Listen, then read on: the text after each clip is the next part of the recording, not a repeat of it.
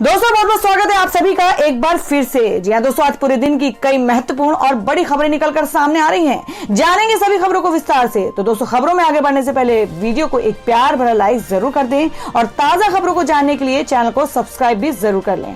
तो देखते हैं पहली बड़ी खबर क्या निकल कर आ रही है। दोस्तों, आज की पहली बड़ी खबर निकल कर आ रही है महाराष्ट्र से। जी आपको बता दें कि महाराष्ट्र में बेकाबू कोरोना पर सीएम उद्धव का बड़ा फैसला, कहा सभी तरह के कार्यक्रमों पर रोक। जी आपको बता दें कि महाराष्ट्र में सभी सरकारी, धार्मिक और राजनीतिक सामाजिक कार्यक्रमों सहित सभी सार्वजनिक कार्यों पर प्रतिबंध लगा दिया गया है। मुख्यमंत्री उद्धव ठाकरे ने रविवार को इसकी घोषणा की है। मुख्यमंत्री उद्धव ठाकरे ने राज्य में कोरोना वायरस के बढ़ते मामलों पर चिंता जताते हुए कहा कि राज्य में एक दिन में 6,971 केस सामने आए हैं, जबकि मुंबई में 850 लोग संक्रमित मिले हैं। उद्धव ठाकरे ने सभी सार्वजनिक कार्यक्रमों पर रोक लगाते हुए कहा कि पार्टी का प्रसार करते हैं और कोरोना का नहीं। मुख्यमंत्री ठाकरे ने कहा कि महाराष्ट्र सरकार की सभी बैठकें ऑनलाइन होगी। उन्होंने कहा कि कोरोना के प्रसार को रोकने के लिए अगले 8 दिन बेहद जरूरी हैं। कोविड-19 महाराष्ट्र में दोबारा अपना सिर उठा रहा है। 8 से 15 दिन में पता चलेगा कि क्या ये दूसरी लहर है। ठाकरे ने कहा कि हम किसी भी सिंगल मशीनरी पर ज्यादा भार नहीं डाल सकते हैं, हमें जिम्मेदारी लेनी होगी। हम एक नए कैंपेन की शुरुआत कर रहे हैं, आई एम रिस्पॉन्सिबल। मैं नीति आयोग की बैठक में कम से कम समय को लेकर सुझाव दिया है। अलग अलग काम का समय, वर्क फ्रॉम होम, सैनिटाइजर्स का इस्तेमाल और सोशल डिस्टेंसिंग हमारे नए अभियान का हिस्सा होगा। ठाकरे ने कहा कि मास्क पहने और लॉकडाउन को न कहें। और दोस्तों, मैं अगली खबर में आपको बता दें कि WHO अप्रूव्ड नहीं है पतंजलि की कोरोनिल। बाबा रामदेव के दावे का WHO ने किया खंडन। जी हम बात कर रहे हैं कि विश्व स्वास्थ्य संगठन ने एक ट्वीट के जरिए साफ कर दिया है कि उसने किसी भी ट्रेडिशनल मेडिसिन को कोरोना वायरस के इलाज के लिए सर्टिफिकेट नहीं दिया है, जिसके बाद साफ हो गया है कि बाबा रामदेव की कंपनी पतंजलि द्वारा निर्मित कोरोनिल दवा WHO सर्टिफाइड नहीं है।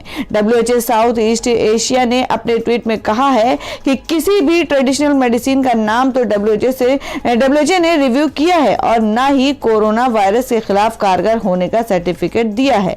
कोरोनिल का WHO सर्टिफाइड होने का दावा कर रहे हैं। दरअसल बाबा रामदेव की कंपनी पतंजलि की तरफ से शुक्रवार को फिर से कोरोनिल दवा को लॉन्च कर दावा किया गया था कि कोरोनिल दवा को WHO की सर्टिफिकेशन स्कीम के तहत आयुष मंत्रालय से सर्टिफिकेट मिला हुआ है, जिसके बाद WHO के दक्षिण पूर्व एशिया के रीजनल ऑफिस ने अपने ट्विटर हैंडल से पतंजलि के दावे पर सवाल खड़ा कर दिया है। आपको बता दें कि ट्वीट में कहा गया है कि WHO की तरफ से किसी भी ट्रेडिशनल दवा को सर्टिफाइड नहीं किया गया है। इससे पहले पिछले साल भी बाबा रामदेव पतंजलि के हेड बालकृष्ण, केंद्रीय स्वास्थ्य मंत्री हर्षवर्धन और केंद्रीय परिवहन मंत्री नितिन गडकरी ने कोरोना किट लॉन्च किया था। उस वक्त बाबा रामदेव ने दावा किया था कि कोरोनिल दवा कोरोना वायरस को खत्म करने में कारगर है और इसका टेस्ट किया गया है। बाबा रामदेव के इस दावे के बाद कई जगहों पर उनके खिलाफ मुकदमा भी दर्ज किया गया था।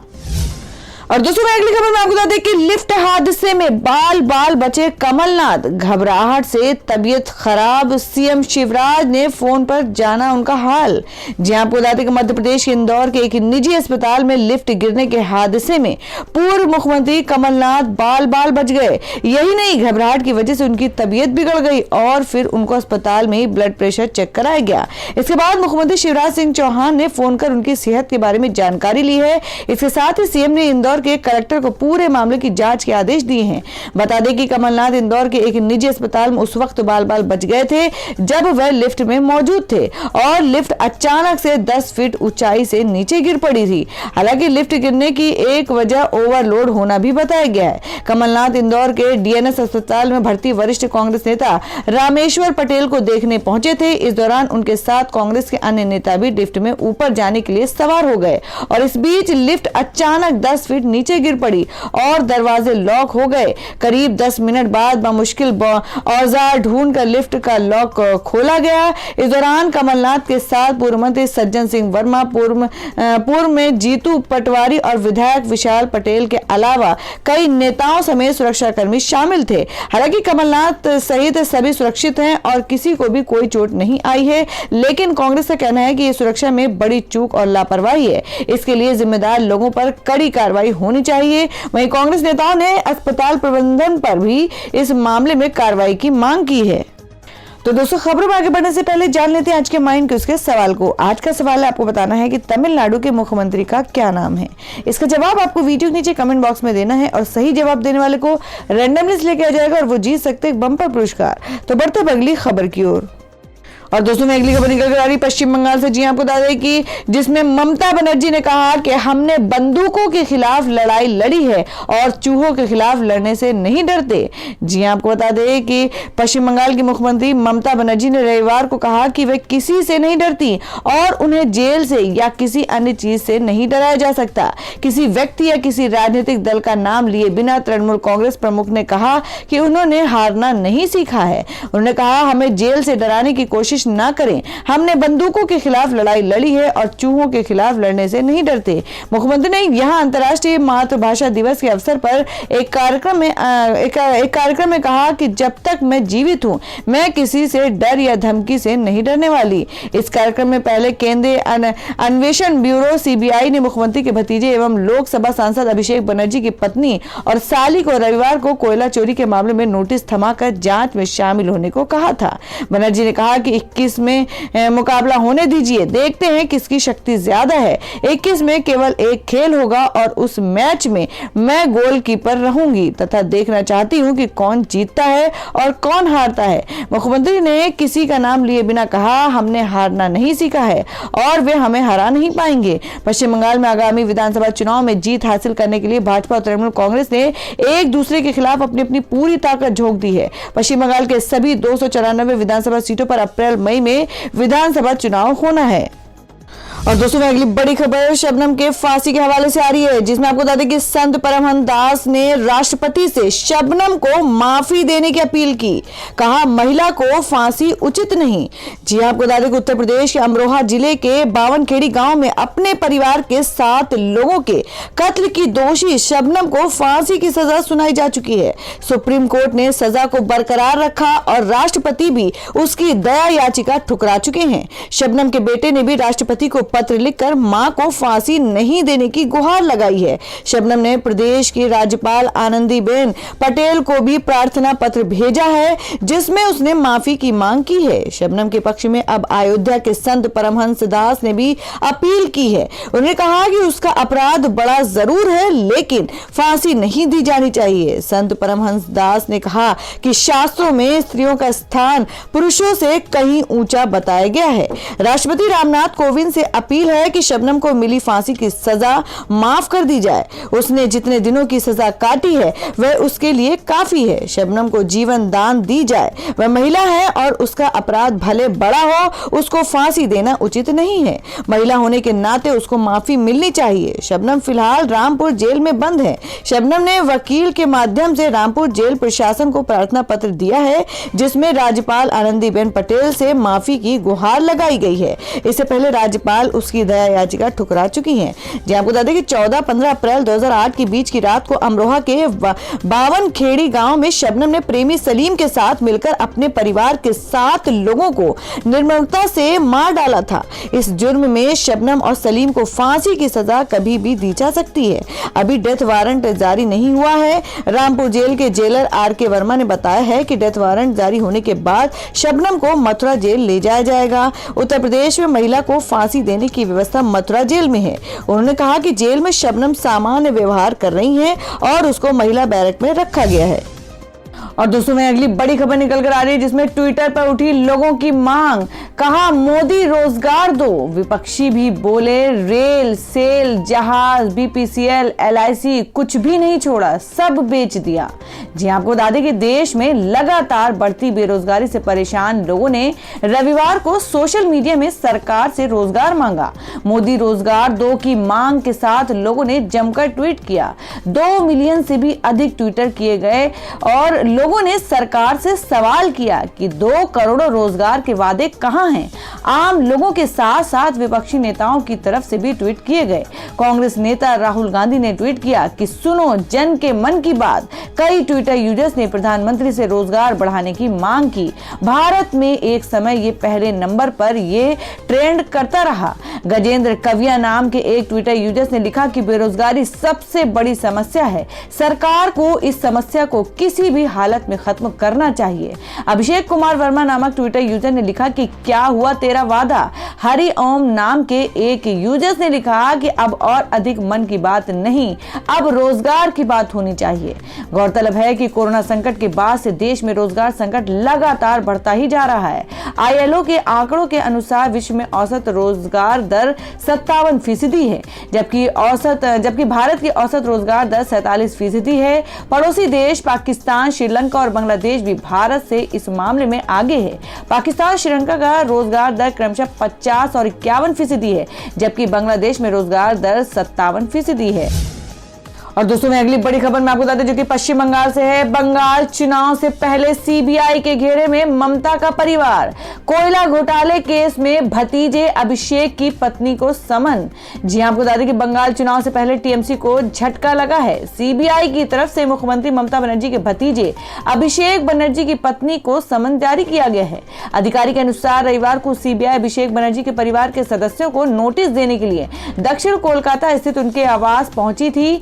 जांच एजेंसी के अनुसार पूछताछ के नोटिस के साथ एक मोबाइल नंबर भी दिया गया है, जिस पर संपर्क करने के लिए आरोपियों को कहा गया है कि CBI की तरफ से अभिषेक बनर्जी की पत्नी की बहन मेनका गंभीर को भी नोटिस जारी किया गया है। इधर तृणमूल कांग्रेस के सांसद अभिषेक बनर्जी ने रविवार को कहा कि उनकी पत्नी रुजिरा को भी CBI द्वारा दिए गए नोटिस से पार्टी भयभीत होने वाली नहीं है। कोयला घोटाले के मामले में CBI पहले से ही अभिषेक बनर्जी के कई करीबियों के खिलाफ छापेमारी कर रही है। इससे पहले CBI ने पशु तस्करी और अवैध कोयला खनन के मामले में अभिषेक बनर्जी के करीबी माने जाने वाले विनय मिश्रा के खिलाफ तलाशी अभियान चलाया था। कोयला तस्करी मामले में CBI की तरफ से यह आरोप लगाया गया है कि आरोपियों ने अवैध रूप से खनन करवाए और कोयले की कीमत को कम करके बेचा है। हाल ही में CBI की टीम ने ईस्टर्न कोल फील्ड के एक खदान से अवैध खनन के मामले और कोयला चोरी के केस में बंगाल के पुरुलिया, बांकुड़ा, बर्धमान और कोलकाता में 13 स्थानों पर तलाशी ली थी। और दोस्तों में अगली एक और खबर में आपको बता दें जो कि बंगाल से है। पामेला गोस्वामी के ब्यूटी पार्लर पर छापा। परसों कोकीन रखने के आरोप में हुई थी अरेस्ट। जी आपको बता दें कि पश्चिम बंगाल की बीजेपी युवा मोर्चा के महासचिव पामेला गोस्वामी के ब्यूटी पार्लर पर पुलिस ने छापा मारा है। पामेला को शुक्रवार को कोकीन रखने के आरोप में गिरफ्तार किया गया था। शनिवार को उन्हें अदालत में पेश किया गया था, जहां उन्हें 25 फरवरी तक के लिए पुलिस हिरासत में भेज दिया गया है। अदालत में पामेला ने जमकर उत्पात मचाया था। पुलिस से बचकर भागने का भी उसने प्रयास किया था। उन्होंने चीखते हुए कहा था कि बंगाल बीजेपी के प्रवक्ता और कैलाश विजयवर्गीय के करीबी राकेश सिंह ने उन्हें गिरफ्तार करवाने की साजिश रची थी। अदालत के बाहर पामेला ने कहा था कि मैं CID जांच चाहती हूं। कैलाश विजयवर्गीय के सहयोगी भाजपा के राकेश सिंह को गिरफ्तार किया जाना चाहिए। ये सब कुछ उन्हीं की साजिश है। हालांकि अदालत के भीतर उन्होंने ऐसा कोई आरोप नहीं लगाया था। शुक्रवार को कोलकाता में पामेला को उनके एक सहयोगी प्रदीप कुमार डे के साथ गिरफ्तार किया गया था। उनके पास से उनके पर्स और कार की सीट के नीचे से कोकीन बरामद किया गया था। बीजेपी नेता राकेश सिंह ने पामेला द्वारा लगाए गए आरोप का खंडन करते हुए कहा कि TMC और कोलकाता पुलिस उनके खिलाफ साजिश रच रही है। पामेला को सिखा पढ़ा दिया गया है। साथ ही उन्होंने कहा कि वो पिछले 1 साल से पामेला के संपर्क में नहीं है। मैं हर तरह के जांच के लिए तैयार हूँ। और दोस्तों में अगली खबर में बता दें क्या है देश भर में पेट्रोल और डीजल के ताजा भाव। जी आपको बता दें कि 12 दिनों की लगातार तेजी के बाद आज नहीं बढ़े पेट्रोल डीजल के भाव। जान लेते हैं क्या है आज आपके शहर का भाव। जी आपको बता दें कि पेट्रोल डीजल 12 दिन की लगातार तेजी के बाद पेट्रोल की कीमतों में आम जनता को राहत मिली है। सरकारी तेल कंपनी ने पेट्रोल के भाव में किसी भी तरह का इजाफा नहीं किया है। वहीं इंटरनेशनल मार्केट में कच्चे तेल के दाम में कुछ नरमी देखने को मिली है। कल दिल्ली में पेट्रोल पेट्रोल 39 पैसे और डीजल 37 पैसे महंगा हो गया था, जिसके बाद यहां पेट्रोल का भाव 90.58 रुपए पर पहुंच गया था। ये अब तक का ऑल टाइम हाई रिकॉर्ड है। आपको बता दें कि पिछले 12 दिनों में पेट्रोल के भाव में लगातार तेजी देखने को मिली है, जिसके बाद ये 3.28 रुपए महंगा हो गया है।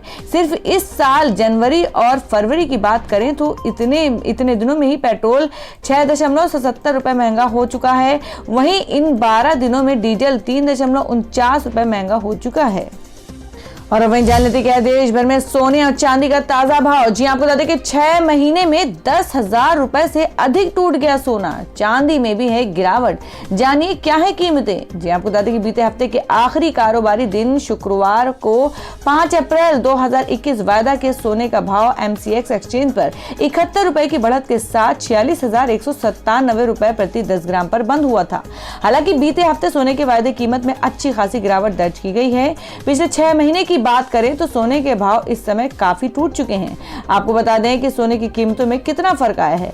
पिछले सप्ताह सोने के भाव में गिरावट दर्ज हुई है। बीते सप्ताह के पहले कारोबारी दिन सोमवार 15 फरवरी को MCX पर 5 अप्रैल 2021 वायदे के सोने की कीमत 47,436 रुपए प्रति 10 ग्राम पर खुली थी। वहीं इससे पिछले सत्र में इस सोने की कीमत 47,318 रुपए प्रति 10 ग्राम पर बंद हुई थी। इस तरह इस सोने की कीमत में बीते हफ्ते 1,121 रुपए प्रति 10 ग्राम की गिरावट दर्ज हुई। और दोस्तों में जान लेते क्या है देश भर में मौसम के ताजा हालात। जी आपको बता दें कि फिर बदलेगा उत्तर भारत का मौसम। कुछ राज्यों में बारिश और पहाड़ों पर बर्फबारी।